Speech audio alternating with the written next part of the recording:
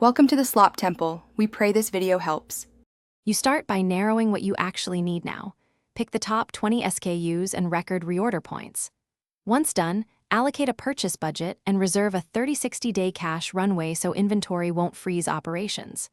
Next, decide supplier type: wholesale for volume, manufacturer for custom, dropship for low risk, liquidation for bargains, and contact 3 prospects.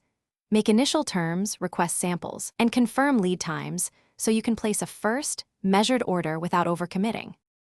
Once you have samples and quotes, negotiate on total landed cost, include freight, duties, and any handling fees, and aim to lower MOQs or get net 30 payment terms.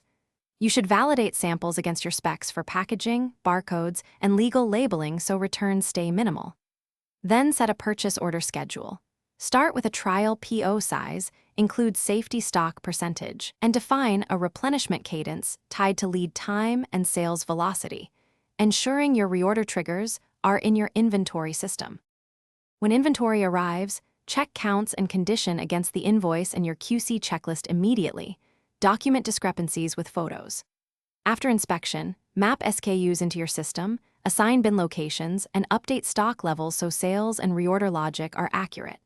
If problems occur, short shipments, defects, or billing errors, raise a claim with evidence, request credit or replacement, and adjust forecasts to cover the gap. Make sure to schedule a follow-up with the supplier to prevent recurrence and protect cash flow. Thanks for watching. Consider subscribing if we helped you.